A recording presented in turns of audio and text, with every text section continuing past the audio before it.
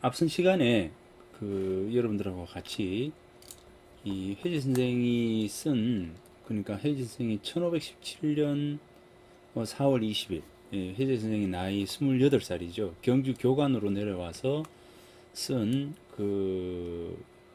정회사로 가면서 경치를 읊어 기록하다. 그러니까 정회사로 가면서 쓴 시를 한번 만나봤습니다. 1517년이라고 한다면 중종 12년인데 1517년 지금 2021년 이렇게 되니까 한 500년 그죠? 500여 년쯤 되네요. 502년 500여 년쯤 되네 그죠? 이제 그러니까 지금부터 500년 전 4월 20일 날 그러니까 지금이 이제 4월 8일이니까 딱 요때가 되겠습니다. 그죠? 봄비가 내리던 날, 이 정회사로 가면서 쓴 시를 지난 시간에 한번 만나보았습니다. 비를 맞으며 산골짜기로 들어가니 푸른 들판을 가는 말의 발걸음도 가볍구나. 그죠? 어, 여러분들이 시를 어떻게 느꼈습니까?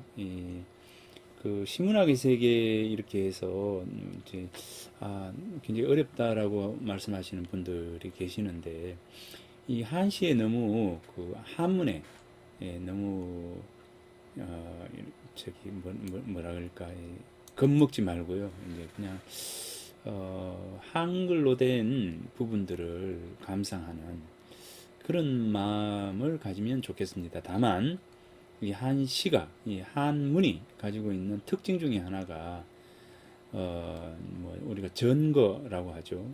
이 예전의 이야기들을 글자 한자 또는 글자 두 자로서 딱 압축을 시켜가지고 시 속에 넣는 부분입니다. 그러니까 이 노는 맹자 대학 중용이라고 하는 이 책에 있는 내용들이 시 속에 한두 글자에 의해서 딱 들어가게 되고요. 예전에 일어났던 어떤 사건이라든가 이런 부분들이 하나의 어떤 문장, 이 시는 또 운율이 있기 때문에 직접적으로 탁 들어갈 수가 없습니다. 이제 그러니까 뭐 두 자 이상이 되면 그거를 한자로 이제 축약을 해서 대표적인 글자가 톡 들어간다든가 이런 부분들이 있거든요.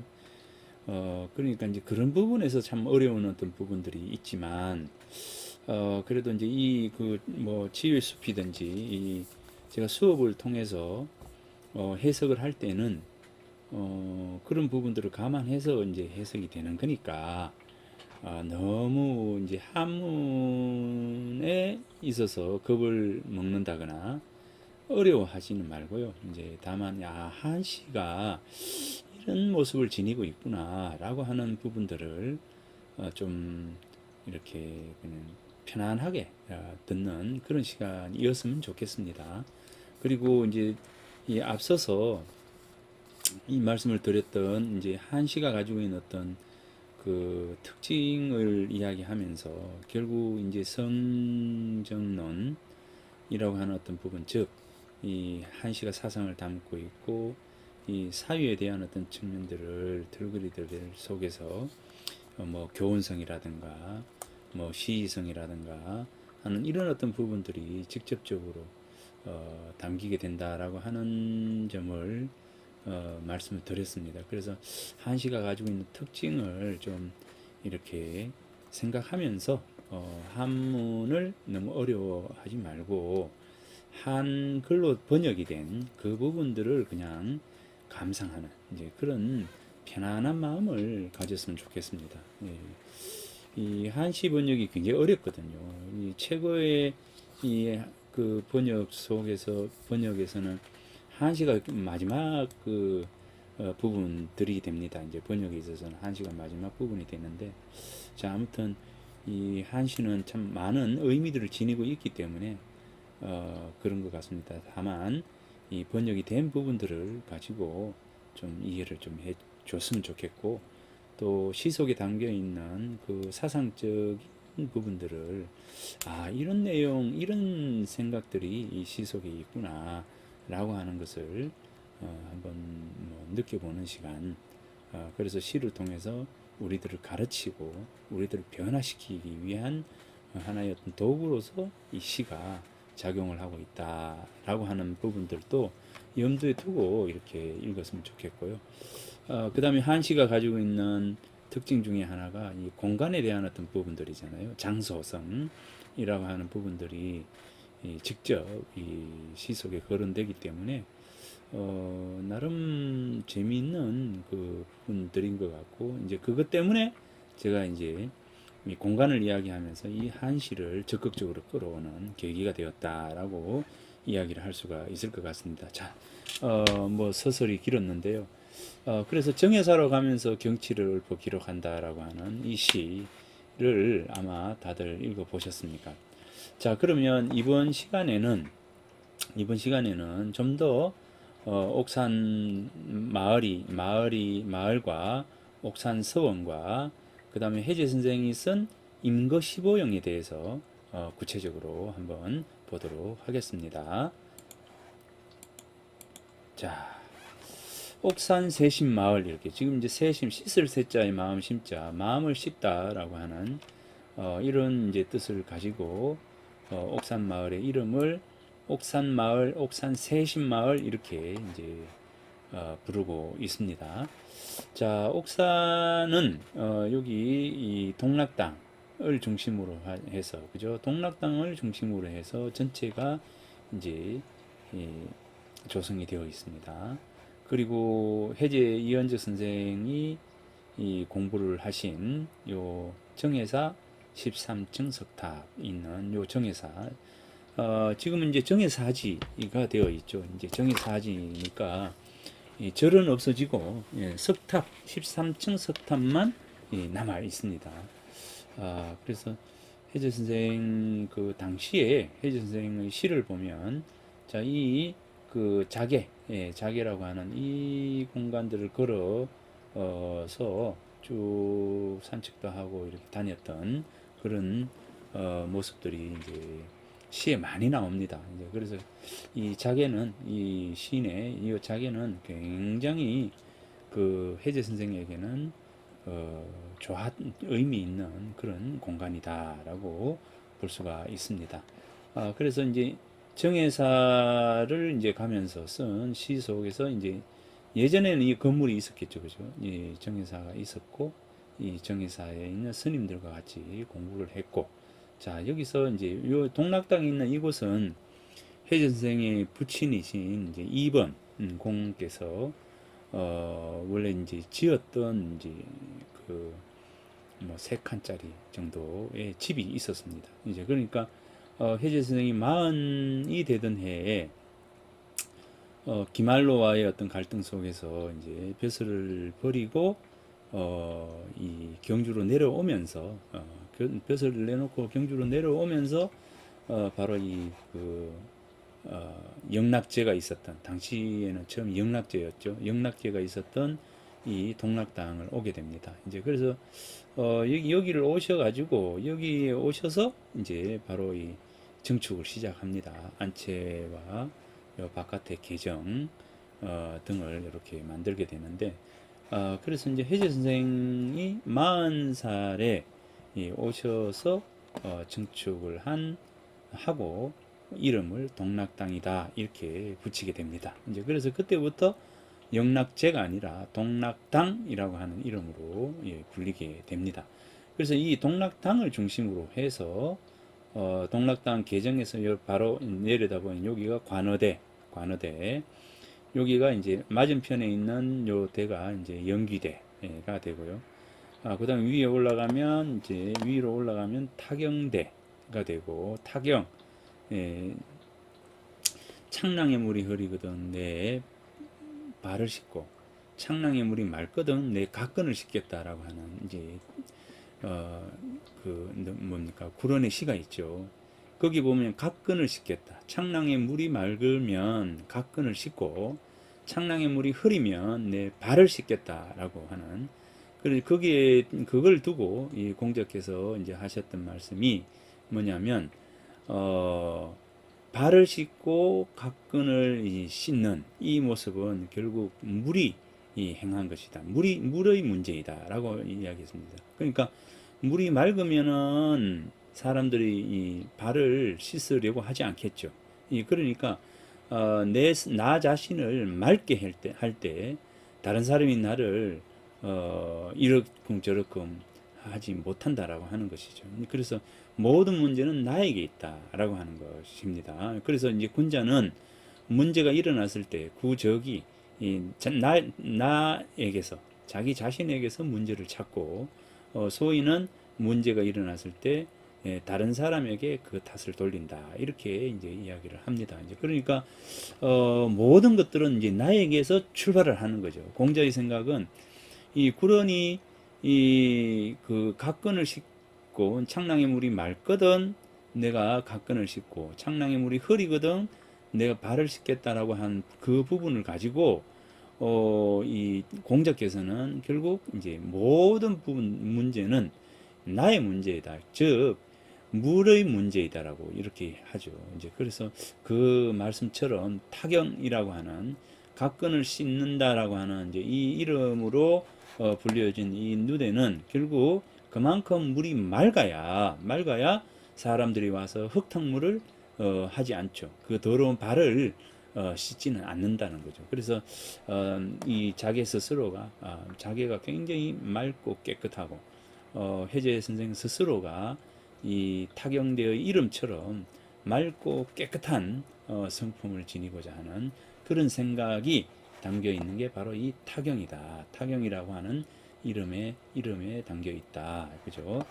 그 다음에 여기 징심, 맑을 징자에 마음 심자해서 마음을 맑게 하다 해서 여기 징심대가 됩니다. 그래서 위에서부터 정해사지 앞쪽에 있는 요 반석이죠. 너럭바위가 징심대이고 그 아래가 타경대이고 지금 이제 동락당 바로 아래에 있는 요게 관어대이고 관어대 건너편에 연기됩니다. 그죠?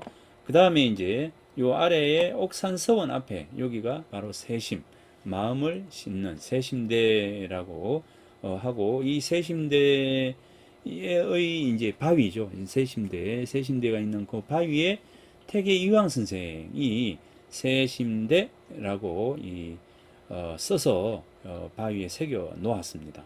그리고 이제 세심대가 있는 요 아래에 용추, 폭포가 있는 곳에 용추라고 바위에 새겨 놓기도 하고요. 그래서 태계 선생이 오셔서 여기 세심대 그리고 용추라고 하는 이 글을 써서 여기 이 바위에 새겨 놓게 됩니다.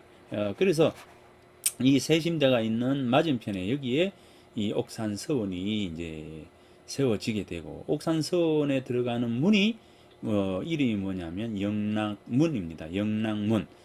그래서 이 그 영락문 역락이죠. 영락이죠. 이제 그래서 이 영락이라고 하는 것은 하기시습지 불력 여로와 유붕이 자원 방렌이 불력 락화 영락 이렇게 되겠죠. 그래서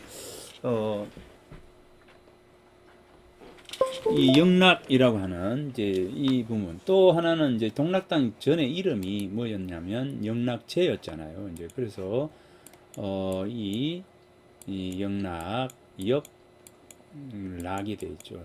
락이 됩니다. 자, 그래서 이 영락이라고 하는 이름으로 이렇게 이제 영락문, 옥산손에 들어가는 문 이름은 이제 영락문입니다. 영락문이고 옛날에 요 있었던 집의 이름은 영락제였고요. 자, 그래서 영락 이렇게 해서 하기시습지 불력 열화 이렇게 열화 이렇게 했죠. 열호. 자, 열호. 유붕 이 벗이 있어서 먼 곳으로부터 오니 그러니까 벗들과 함께 공부하니까 얼마나 이제 즐겁겠어요. 이제 그래서 영락입니다. 락 해서 이제 이 영락문으로 했습니다. 그래서 이제 이 이 옥산 서원이 있는 요 앞에 여기가 이제 세심대이다라고 하는 거 말씀을 드립니다. 자, 혹시 이제 인연이 되어서 이 옥산 서원을 방문하게 되면 이제 이 옥산 세심마을을 들르게 되겠죠. 이제 그죠? 이제 그때 오늘 배웠던 이 기억들을 하면서 이 공간을 한번 거닐러 봤으면 좋겠습니다. 자, 이 옥산서원의 경우에도 이 지난해에 이 시몬록이라고 해서 이제 이 책을 번역을 하고 여기 이제 제가 해제를 했는데 이 뭐 굉장히 많은 선비들이 이제 찾아왔죠. 자, 그러면 뭐 자, 여기에 자, 그래서 여기 이 세심대, 그죠? 관어대, 연기대, 타경대, 징심대. 자, 이렇게 해서 5대가 되고 사산 5대를 하잖아요. 예, 그 다음에 이제 도덕산 하나, 자옥산 둘, 그 다음에 무학산 셋, 화계산 넷 해서 옥산 세심마을은 이 네 개의 산으로 동서남북에 둘러싸여 있고, 그리고 이 자계를 따라서 5대, 세심대, 관어대, 연기대, 타경대, 징심대 이렇게 해서 5대, 5개의 대가 너럭바위죠. 너럭바위에 이름을 붙여서 5대를 만든 5대가 있는 그런 공간이다라고 이제 그런 공간입니다. 그래서 이곳에서 불려진 수많은 시들은 결국 이제 이 5대를 중심으로 해서 쓰여지고 또 이 사산을 배경으로 해서 쓰여집니다. 그래서 사산 5대가 굉장히 옥산 세심마을에서는 중요한 부분입니다. 자, 이 해제집이고 이제 이 구인록입니다. 이제 지금 구인록을 언제입니까? 이게 2018년도 이제 구인록을 이제 번역을 해서 했습니다. 구인록을 번역을 해서 책으로 이제 묶었습니다. 뭐 이것도 뭐 인연이 되면은 자, 그래서 구인록이 있고요. 자, 그 다음에 자, 정해사가 이제 불이 타거든요. 불이 납니다. 불이 나는데 정해사 불이 나고 이제 회재 선생이 정해사에 머물면서 굉장히 그 많은 공부를 했었는데 여기에서 이제 정해사가 이제 불이 나서 이, 다 타버렸는데 회재 선생의 여기 보면 명제 한 편, 잠서 두 편이라고 해서 그 해제선이 직접 쓴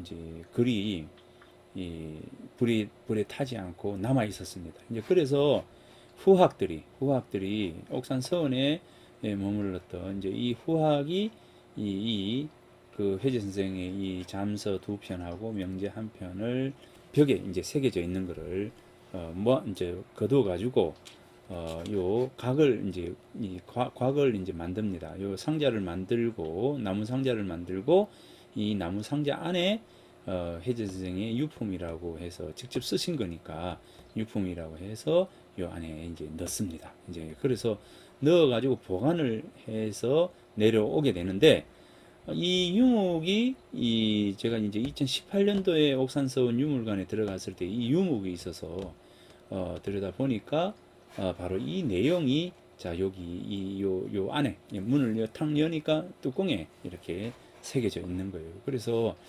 이 유목을 소개를 하고 여기 있는 이제 잠서 두 편을 소개를 하기도 했습니다. 자, 그러면 요 유목 요 글에 여기 있는 글에 보면 이제 여기 있습니다.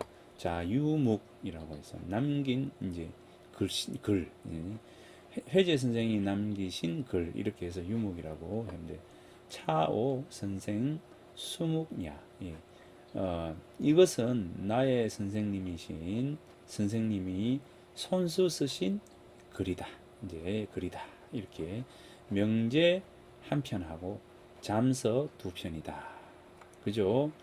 구, 이제 옛날 정해사의 불전, 문벽의 벽의 사이에, 요 사이죠. 옛날 정해사의 불전, 문벽 사이에 이제 있었다. 불전의 문벽 사이에 이렇게 이제 혜정 선생님께서 글을 써서 이렇게 새겨 놓았다는 거죠. 이 때는 가보년, 이렇게 가보년 겨울, 절이 견당했다. 무엇을 당했냐면 이제 이 화재, 불타는 것을 당했다. 그래서 이제 천년의 불상, 그죠? 천년의 불상, 이 소장되어 있는 의물, 뭐 이런 것들이 이제 전부 무불, 안음이 없었다. 뭐 안음이 없었나? 소진하지 않음이 없었다.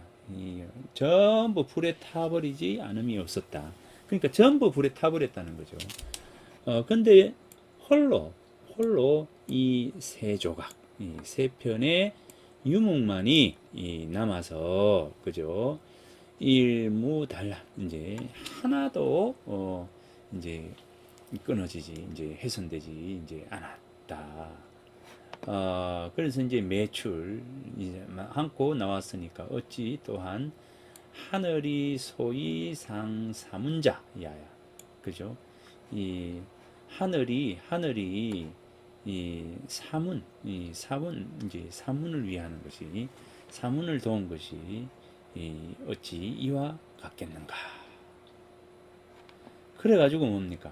이제 오래도록 이제 구원이죠. 오래도록 종각지동, 그죠? 오래도록 소중하게 보관하기 위해서 그 다음에 합부일판, 이제 한 개 판자들을 이제 모아가지고 합해서 이 환장 사면, 내면을 만들고 거기에 이제 받들었다. 이제 어서의 옆에 어서함의 좌방하 벽 아래에 놔뒀다. 이제 면왕지 간에 보고, 이제 듣고 보고 우러르고 이렇게 하는 사이에 의연히 이제 청고 풍운 기상이 있더라는 거죠. 청고에 남을 풍운 기상이 있더라는 거죠. 그래서 감히 공경하지 않을 수 있겠는가, 이렇게 해서 이제 경자년 3월 1에 바로 이 유목을 쓰고, 이제 이 유목에 유목이라고 하는 글을 쓰고, 요 안에 혜재 선생님의 글을 담아 놓은 겁니다. 자, 그래서 이제 이 유목은 참 귀한 자료입니다. 자, 그러면서 자, 이거 한번 볼까요? 여기에 이제 무첨당이 있고, 자, 무첨당, 체인묘, 자, 체인묘 안에 이제 옥산 서원의 체인묘 안에 보면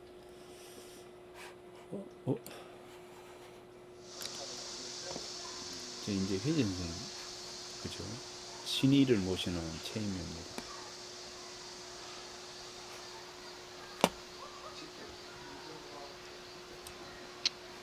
전에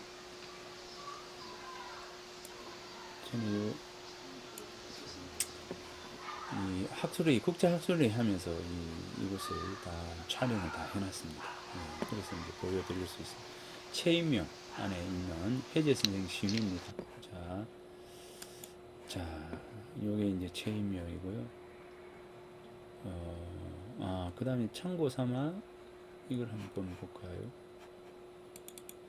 요거 옥산, 저기 양동마을에 있는 이게 제청이죠. 무첨당, 제청.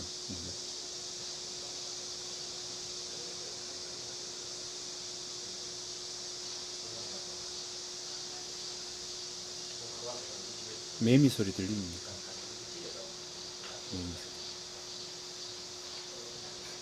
매미 소리 들리나요?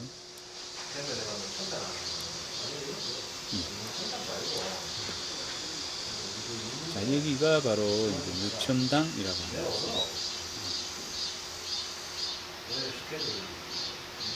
여기가 제청입니다. 제청. 희재 스님을 희재 스님 제사를 지내기 위해서 마련한 건물입니다. 제사 지내기 위한 공간입니다. 이게.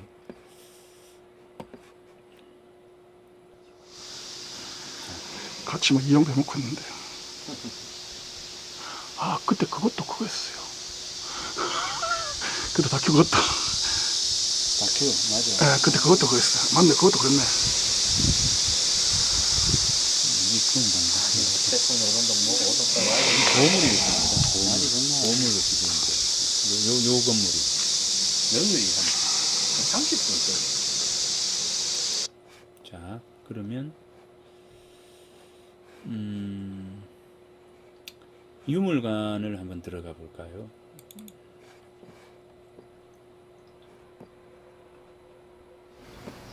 자, 이 유물관입니다. 이 옥산서원에 있는 서적은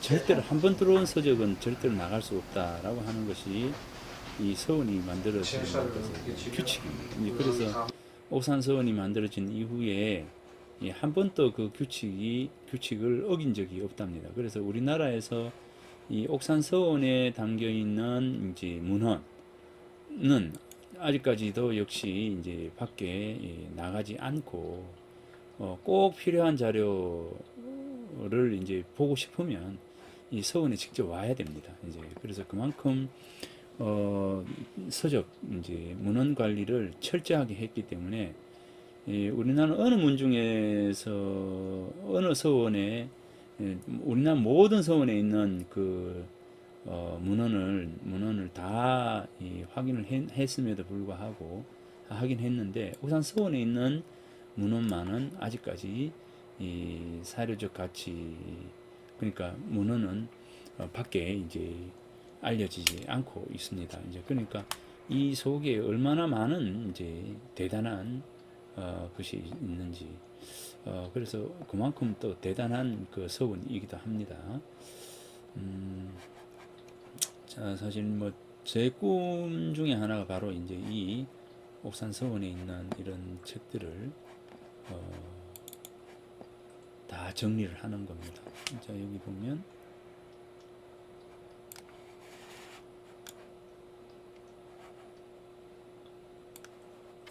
자, 요겁니다. 아까 유목 읽었죠? 자, 읽었죠? 자, 여기에 요렇게 덮개에 요 이제 해제 선생님 글씨 이정치심하고 이직 양기는 그죠? 발음으로서 마음을 닫고 고듬으로서 기운을 돋운다 라고 하는 요 글씨하고 그죠? 그래서 이제 이런 그 글을 요게 이제 다 이 그 불전 이제 법당의 불전의 그 벽에 옆에 벽에 요게 글이 새겨져 있었다는 거죠. 그래서 다른 건 불 다 탔는데 요게 남아 있었다는 겁니다. 그래서 요거를 떼 가지고 요 상자를 만들어서 어떻게 해요? 상자를 만들어서 여기에 이제 글을 써서 그 내역을 적어서 지금까지 보관을 한 겁니다. 어디 옆에 보관을 했다는 겁니까? 바로 요 어서가 이제 어서감이라고 감실이 있는데 어서감이라고 감실 옆에 이거를 보관했답니다. 그러니까 지금도 이제 이곳에 요거 옆에 있으니까 뭐 참 오래된 요거는 이제 잠입니다. 예. 원조 오잠이라고 해서 혜진 선생이 쓰신 27에 쓴 잠입니다. 자, 그 다음에 뭐 이런 책들이 있죠. 자, 있습니다.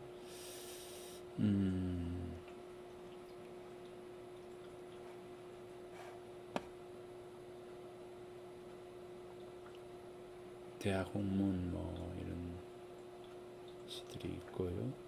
자, 여기 자, 그러면 뭐 자, 그래서 여기 이제 유목입니다. 아까 보셨던 그 유목이고. 자, 자옥산에 이제 이게 해제 문원공 해제 선생 연보, 해제 선생 연보에 이제 요게 어떻게 적혀 있냐면 선생 42살에 이제 자옥산에 동락당을 지었다. 자, 오셔가지고 42살에 이제 동락당을 지은 거죠. 오셔가지고 이제 처음에 오셨을 때는 영락제라고 했지 않습니까? 그래서 이제 오셔서 집을 짓기 증축을 하기 시작해가지고 42살에 이 동락당이 지어졌고요. 바로 양자동에서 서쪽 20리 되는 곳이다. 선생은 젊어서 그곳의 바위 골짜기가 괴기하고 시인의 못이 청결한 것을 사랑하였는데, 자, 요 부분이라고 했지 않습니까? 자, 자계의, 자, 요 증심대, 그죠? 증심대, 타경대, 연기대, 관어대, 그 다음에 세심대, 이렇게 하나, 둘, 셋, 넷, 다섯 개, 그죠? 바위 골짜기가 괴기하고 시인의 못이 청결한 것을 사랑하였는데, 이때 이르러 비로소 시내가에 집을 지으니 수십 칸이다. 가난하여 공사를 할 수가 없어서 오랜 시간이 지나서 완공하고는 동락당이라 이름하였다. 자, 동락당이라고 이름을 하였다. 5대, 타경대, 증심대, 관어대, 영귀대, 세심대라 하였다. 또 관어대 위에 작은 정자를 세우고 한 칸은 정관제라고 하고 제 두 번째 칸을 이제 계정이라고 이렇게 하였다. 정자의 전후에 소나무, 대나무, 꽃과 풀을 심고 날마다 그 사이에서 엎조리고 노리면서 낚시하며 세상의 어지러움을 사절하였다. 한 방에 단정히 앉아서 도서를 좌우로 하고 조용한 가운데 공부를 하니 전에 비해서 더욱 깊고 오로지 하였다. 이렇게 이제 연보에 이제 나옵니다. 이 해제 선생이 이제 이 동락당에서 머물면서 이제 공부하고, 그죠? 공부하고, 산책하고, 이곳에서 7년을 이제 지내게 됩니다. 이제 그래서 47에 다시 이제 올라가게 됩니다. 이제 서울로 한양으로 올라가게 되는데, 여기 계시던 7년 사이에 뭐를 하느냐면 인거 15영, 자, 동락당을 짓고 인거 15영이라고 하는 아주 좋은 시를 짓게 됩니다. 자, 여기서 자, 태계 선생의 경우에 이 해제 선생이 이곳에 머물 때의 모습을 태계 선생이 바로 행장에 해제 선생 문집의 행장에 바로 이 글을 쓰게 됩니다.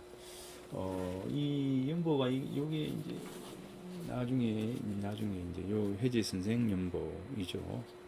자, 여기 연보의 끝에 아마 행장이 있을 텐데, 그래서 이제 이 행장에 이 태계 선생이 이 행장에 이제 글을 쓰게 됩니다. 이제 그래서 이제 글을 쓰고 썼는데 그 글에 보면 행장의 글에 보면 동락당에 머물 때의 해제 선생의 모습을 적은 게 있습니다. 정밀함을 다듬고 사색을 깊이 해서 고요한 가운데에 공을 들임이 그 이전에 비해 더욱 깊고 전일하였다. 한결같이 했다. 그죠? 정밀함을 다듬고 사색을 깊이 해서 고요함 가운데 공을 들임이 그 전에 비해 더욱 깊고 전일하였다. 이러고 난 뒤에야 종래에 듣기만 하고 마음에 썩 개합하지 못했던 문제들이 비로소 심신에 융합되어 자상하고도 절실하게 체험됨이 있었다. 자, 이 태계 선생이 이제 쓰신 이제 글입니다. 이제 그래서 이 태계 선생이 이제 이 글을 쓰고 자, 그다음에 고요한 의취를 함량하여 오랜 세월을 두고 싸우면서 승리에 침잠하여 성현들의 진수의 방도를 따르고 그 다음에 고명의 경계에 마음을 놓아 솔개 날고 고기 튀어오르는 천리 유행의 오묘함을 즐겼다. 자, 여기서 여기 보면 이제 솔개가 날고 고기가 튀어오른다. 자, 여기 이제 물고기가 이제 자맥질을 하고 뛰어오르는 거, 도약하는 거죠. 그 다음에 이제 하늘에는 뭡니까? 솔개가 날아다니는 거예요. 그래서 솔개가 하늘을 나는 것과 물고기가 물속에서 자맥질을 하는 것은 이건 천리죠. 이치지 않습니까? 물고기는 물에서 자맥질을 하는 것이 이치예요. 그래서 각자가 각자의 이치대로, 하늘의 이치대로 살아가는 것. 그것을 보고, 자, 혜지 선생은 뭡니까? 이 동락당의 공간 속에서 학문하고 자연을 즐기고 그곳에서 인간의 어떤 본성에 대한 탐구를 하면서 지내는 것. 이것이 바로 이제 이치대로 사는 것이죠. 이제 바른 이치대로. 그래서 이제 태계 선생이 바로 혜재 선생은 이곳에서 천리 유행의 오묘함, 하늘 이치, 하늘의 이치의 그 오묘함을 이곳에서 혜재 선생이 즐겼다 이렇게 이제 적고 있습니다. 자, 여기에 보면 그래서 동락당이라고 하는 이름을 짓고 나서 이 동락당 이름을 어디에 기인해서 이제 이름을 지었나를 제가 이제 우리 책에 이제 있는데 우리 책에 보면 30쪽에 보면 동락의 뜻에 대해서 적어 놓았습니다. 자, 30쪽 교재에 이제 30쪽입니다. 자, 여기 30쪽.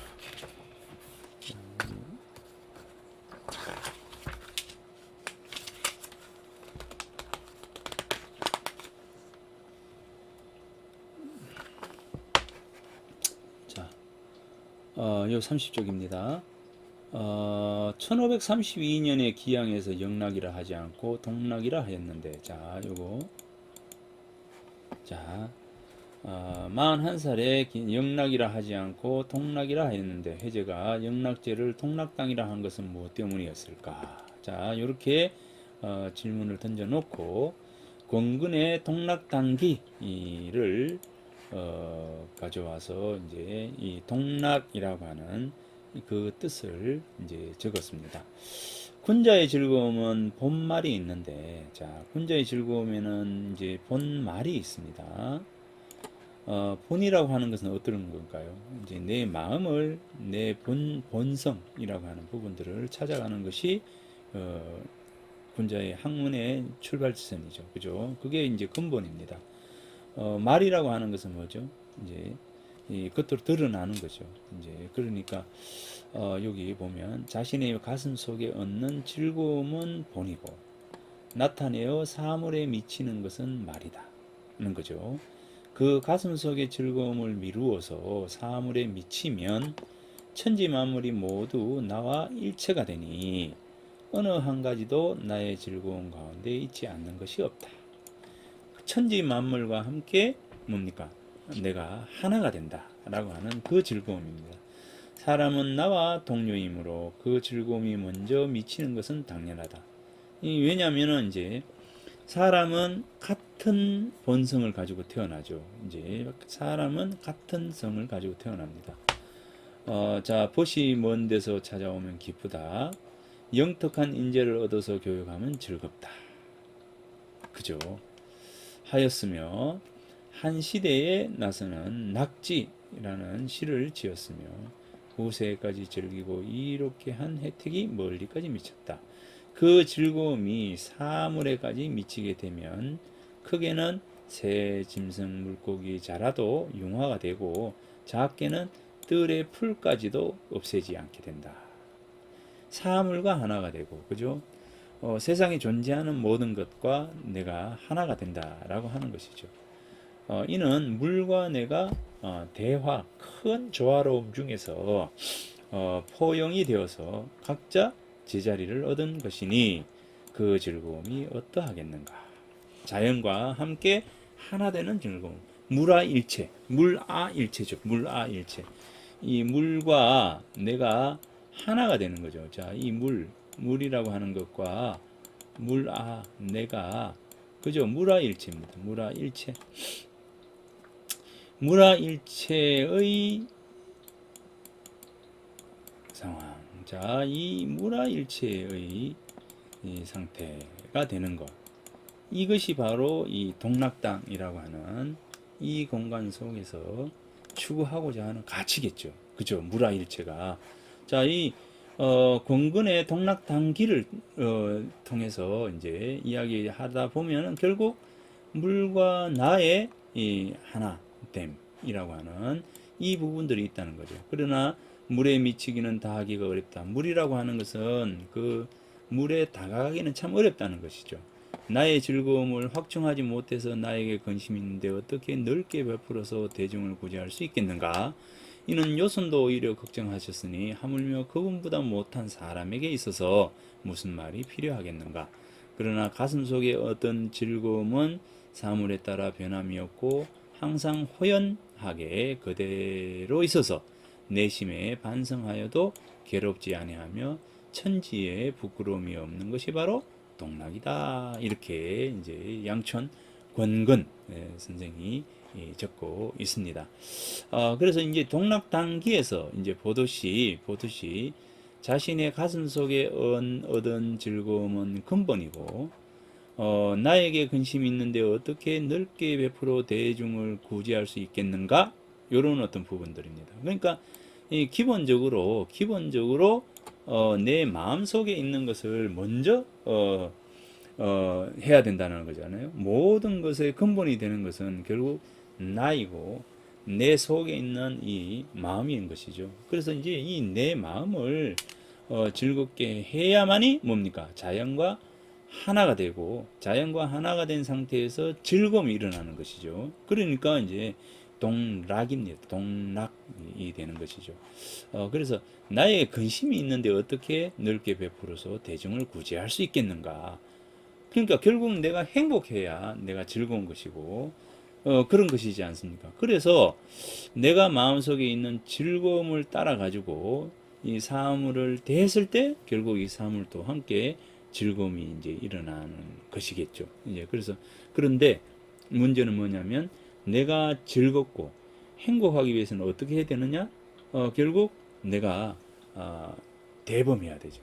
이제 큰 마음을 가져야 되고 어디에 맺혀 있는 마음을 지니지 않고 어디에 구속되어 있는 마음을 지니지 않고 항상 호연지기라고 하는 이제 넓은 자연스러운 그런 마음을 지닐 때 결국 이제 우리가 자연과 하나가 되었을 때도 그 즐거움을 함께 누릴 수 있는 것이다. 내 마음이 슬프면 새소리도 어떻게 들립니까? 울음소리로 들리죠. 새의 노래소리라고 이야기하는 사람도 있고 새의 울음소리라고 이야기하는 사람도 있잖아요. 그래서 이제 그것처럼 모든 것의 출발점은 결국 나다라고 하는 그 부분들입니다. 자, 그래서 동락당이라고 하는 이 회전 선생이 지은 이 건물의 이름을 동락당이라고 이제 지은 것은 바로 자연과 하나 되는 즐거움이라고 하는 이제 그 부분이다라고 생각할 수가 있겠습니다. 자, 그래서 이제 동락당을 짓고 자연과 내가 만나는 공간. 자, 요것을 여기서는 이제 계정이다라고 이렇게 이제 혜진 선생이 이름을 붙였습니다. 자, 계정 요게 뭡니까? 관어대. 물고기가 뛰어노는 것을 보는 대 이렇게 됩니다. 여기가 관어대죠. 요 맞은편에 있는 것이 뭡니까? 영귀대 이렇게 되고요. 자, 그래서 요 공간이 바로 계정이라고 하는 공간이고, 요 안에 이제 또 공간이 있거든요. 요 안에 있는 게 양지남이고, 자, 여기는 이제 뚫린 공간, 요는 이제 문으로 이렇게 막힌 공간이 있잖아요. 자, 요 집, 여기가 바로 인지헌이다. 이제 어질 인자에 그죠? 그 다음에 이제 알지자 이렇게 인지헌 자요 제지자 인지 이렇게 해서 인지헌이라고 이렇게 붙였습니다. 인지헌입니다. 그러니까 여기서 인한 마음 어진 마음 그러니까 여기 인이 뭡니까? 인은 뭐죠? 요산 요수 그 다음에 요산요수 뭡니까? 산을 좋아하고 물을 좋아한다 했죠. 인자는 요산이요.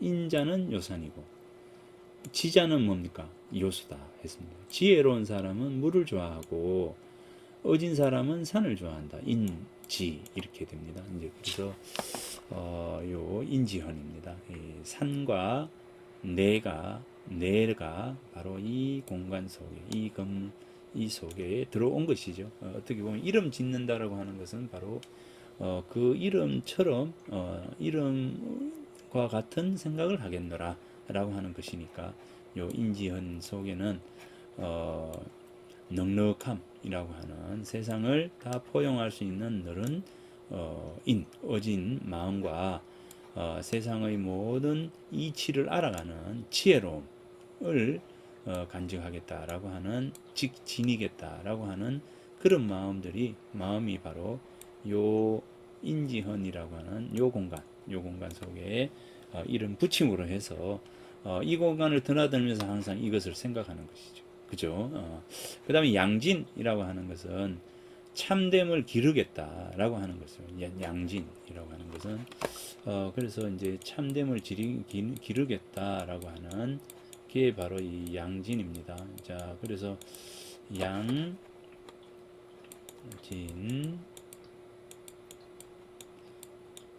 이렇게 되겠죠. 펜으로 이렇게 쓰면 잘 써질 텐데 이게 마우스로 쓰니까 이렇습니다. 자, 그래서 이제 이 건물이 만들어지게 됩니다. 자, 다음.